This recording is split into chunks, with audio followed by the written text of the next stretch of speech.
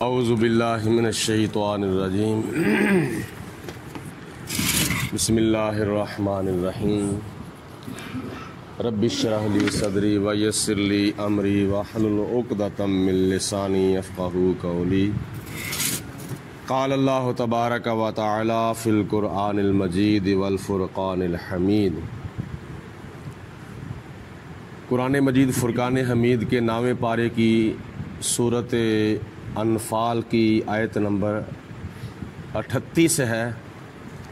اور اس کے بعد چند آیات بینات نامے سپارے کی آخری آیات بینات ہیں۔ اللہ پاک کی ذات بابرکات نے اس آیت مبارکہ میں ارشاد فرمایا ہے، قل، اے میرے پیارے حبیب علیہ السلام، آپ ان کافروں کو ارشاد فرما دیں، للذین کفروا، ان کو جنہوں نے کفر کیا ہے، ان ینتہوا، اگر وہ باز آ جاتے ہیں، یعنی اپنے کفر سے باز آ جاتے ہیں، اپنے شرک سے باز آ جاتے ہیں، اگر وہ مسلمانوں کے خلاف جنگ کرنے سے باز آ جاتے ہیں تو یغفر لہم، اللہ پاک ان کے پچھلے سارے گناہ معاف فرما دے گا۔ یعنی اگر وہ کفر کو چھوڑ کر اسلام قبول کر لیتے ہیں، اگر وہ شرک کو چھوڑ کر ایمان قبول کر لیتے ہیں اور مسلمانوں کے ساتھ اتفاق و اتحاد کر لیتے ہیں، کلمہ پڑھ کے مسلمان ہو جاتے ہیں، تو حالت کفر کے اندر ان کے جتنے بھی گناہ ہیں اللہ تعالیٰ سارے معاف فرما دے گا۔ حالت کفر کے اندر جتنے بھی گناہ ہوتے ہیں اللہ پاک وہ سارے کے سارے گناہ معاف فرما دیتا ہے، چاہے کسی قسم کا بھی گناہ ہو۔ جیسا کہ نبی کریم علیہ السلام کی تشریف آوری سے پہلے لوگ اپنی بچیوں کو زندہ درگور کر دیتے تھے، اور ان میں سے حضرت دحیہ کلبی رضی اللہ تعالی عنہ، جن کی شکل میں اکثر حضرت جبریل علیہ السلام حضور کی بارگاہ میں آیا کرتے تھے، تو جب وہ مسلمان ہوئے تو اس سے پہلے وہ بچیوں کو زندہ دفن کرنے کا کاروبار کرتے تھے۔ کئی ایسے کافر تھے ان کا نہیں حوصلہ پڑتا تھا، لیکن عرب کے اندر یہ رواج تھا کہ جو بھی بچی پیدا ہوتی تھی اس کو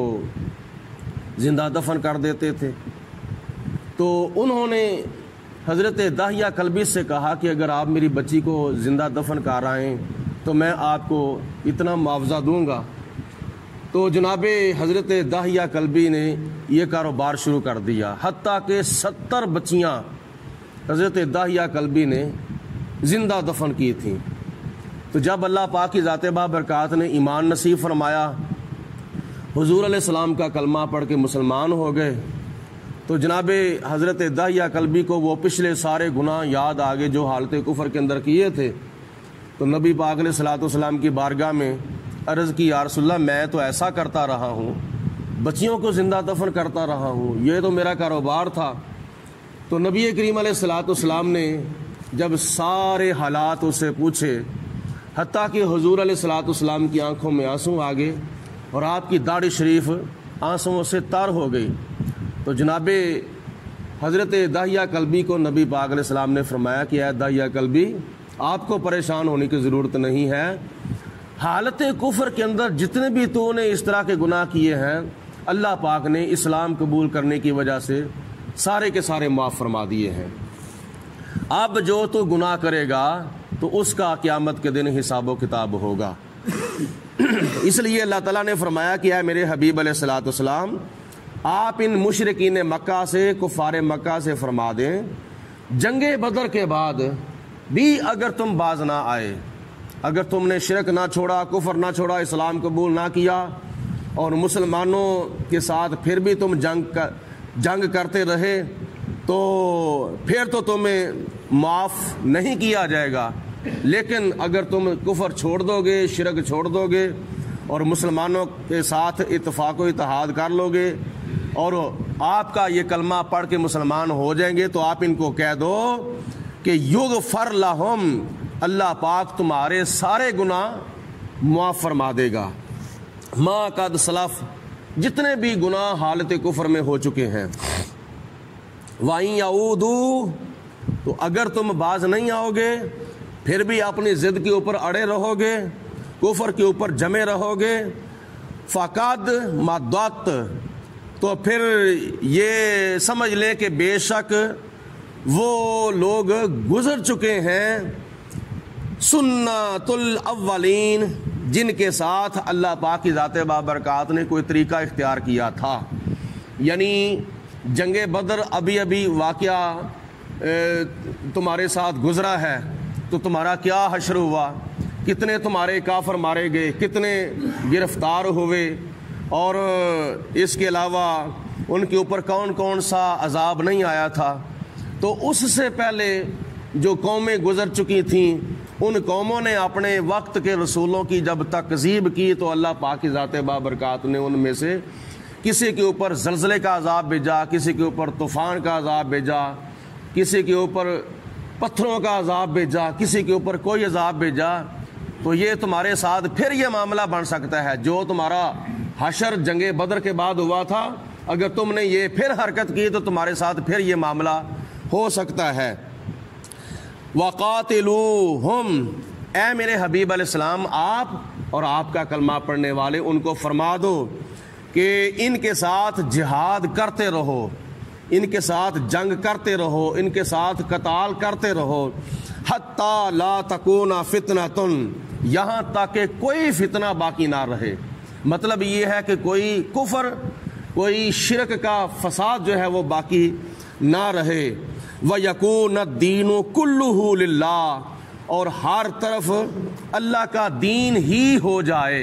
یعنی اللہ پاک کی ذات بابرکات نے فرمایا کہ اے میرے حبیب علیہ الصلوۃ والسلام آپ ان کافروں کے ساتھ جہاد کرتے رہیں یہاں تک کہ کوئی فتنہ، کوئی فساد باقی نہ رہے، اور ہر طرف اللہ تعالیٰ کا دین ہی ہو جائے، دین کا بول بالا ہو، اسلام کا غلبہ ہو ہر طرف۔ فَإِنِ انتَهُوا، تو اگر یہ تمہارا پیغام سن کر باز آ جاتے ہیں تو فَإِنَّ اللَّهَ بِمَا يَعْمَلُونَ بَصِيرٌ، تو اللہ تعالیٰ ان کے سارے کام دیکھ رہا ہے۔ خدا کی ذات بابرکات کو معلوم ہے کہ یہ کافر کیا کر رہے ہیں۔ اگر یہ اسلام قبول کر لیں گے تو اللہ تعالیٰ ان کو معاف فرما دے گا، اگر اسلام قبول نہیں کریں گے پھر بھی تمہیں ستاتے رہیں گے تو پھر اللہ تعالیٰ جبار بھی ہے، قہار بھی ہے، پھر وہ اپنے فرشتوں کے ساتھ مسلمانوں کی مدد کرے گا اور ان کو شکست اور رسوائی کے ساتھ دوچار فرمائے گا۔ 9ویں سپارے کی آخری آیت سماعت فرمائیں۔ اللہ تعالیٰ ارشاد فرماتا ہے وَإِن تَوَلَّوْا، اور اگر وہ روح گردانی کریں، اے میرے حبیب علیہ السلام آپ کا یہ پیغام سن کر